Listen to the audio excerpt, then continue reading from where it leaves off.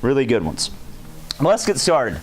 This is the end of trust agents, and today we're talking about the Archimedes effect, which, if you remember, is one of the 6 characteristics of trust agents. And I must have not have paid much attention in history class because I feel like I'm learning some of this stuff for the very first time. I researched Archimedes, and he was born in around 290 BC and is a mathematician, and went to study actually in the city of, I think it was the city of Alexandria, that Alexander the Great founded over in Egypt. And so he invented all kinds of stuff.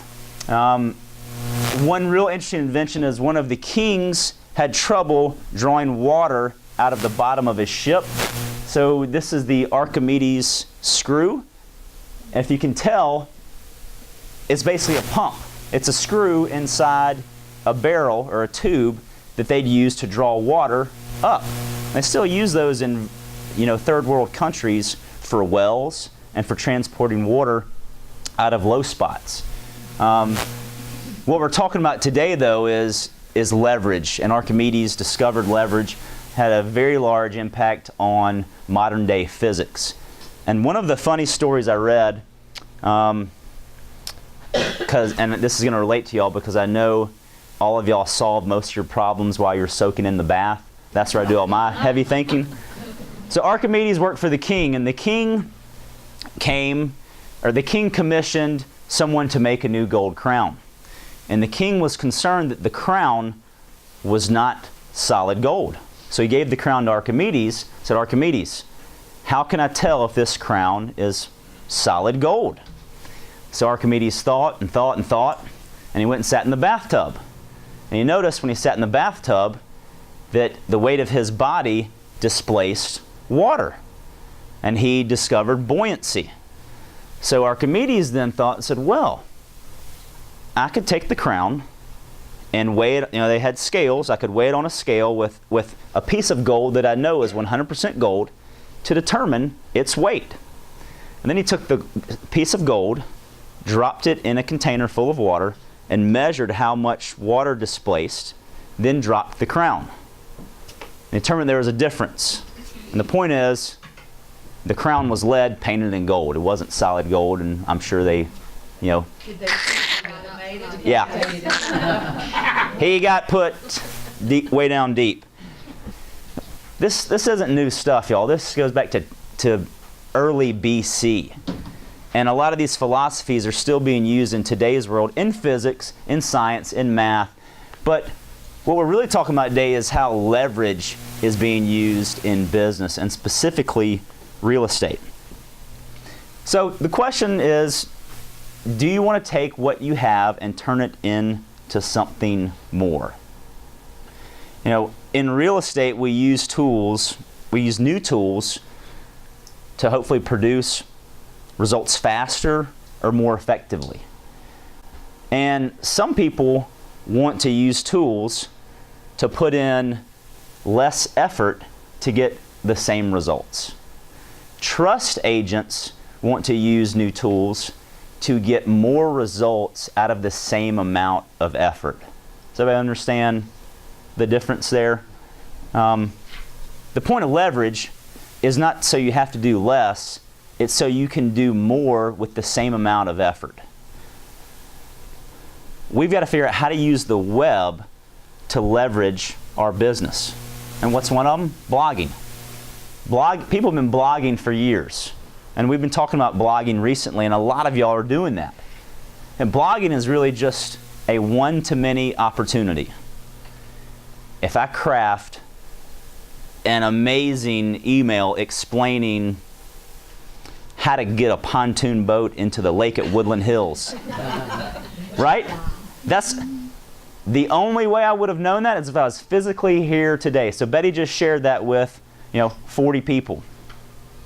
But if Betty took that same story and posted it online in the form of a blog, now she's got a great way to really stretch the value of that message. You have to come up with topics that are interesting. And when you're trying to create blog topics, social media and the web, you always want to think about what is something you would share at a party, right? That's like Facebook. Facebook is just a social party online. What is something you would share at a party about what you do? But you have to be able to make sure that people can differentiate between what you think is interesting about what you do and what the average person thinks is interesting about what you do. I'm going to repeat that. We spend a lot of time talking about what we do and why it's interesting, but you have to make sure that an audience can differentiate between what the average person will find interesting. Another way is delegating. And I know it's hard, but if you can delegate it, you must. You've got to delegate it.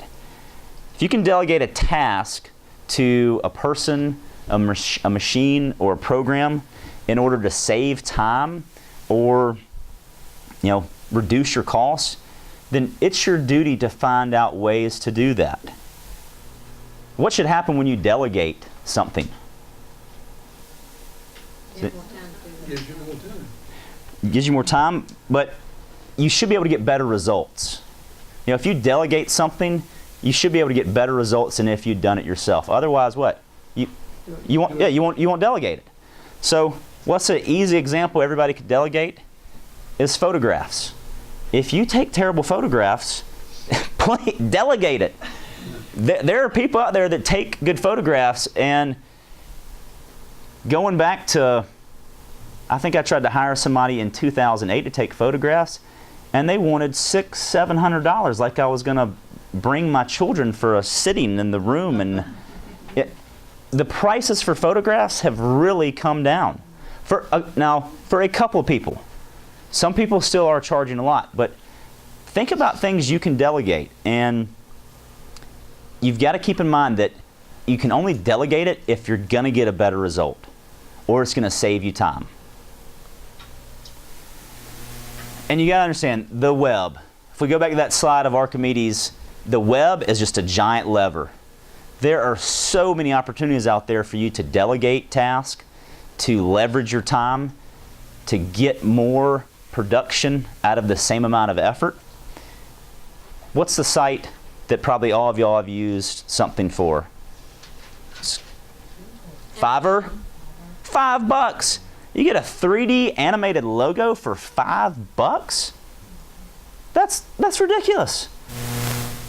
But most people wait for technology to become more common before they start taking advantage of it. And you need to stop doing this. I know there are a lot of distractions. There's a lot of technology. But that's why I always talk about just identify one piece of technology that could help you today and start an experiment with that. Like we talked last week, video cameras. Everybody has a camera on their phone. I video my kids doing silly stuff all the time. If I don't like it, I just delete it. I don't have to share it with anybody if I don't want to. But I end up getting better each time I do that. And you just have to practice.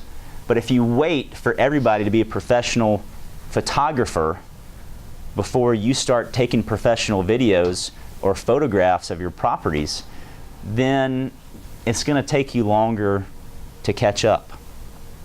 And the real secret that most successful people on the web employ is that they're always trying new things. The main thing is just practice doing some of this stuff. And the more you practice, the better you'll get, the more confident you'll be. And I promise you, you'll be amazed at the reaction of your clients. Respond even to what you thought was the worst video or picture you ever taken. The fact that you're trying, that's what really matters. And that's what they want to know. Clients want to know that you're trying to do something to market their property and get it sold, or help them understand the process. So, appreciate you all being here today. If we can help you tinker around with stuff, you got questions about video or photographs or blogging, Julie's now an expert on blogging too. So, appreciate your time, and please introduce yourself to Alex.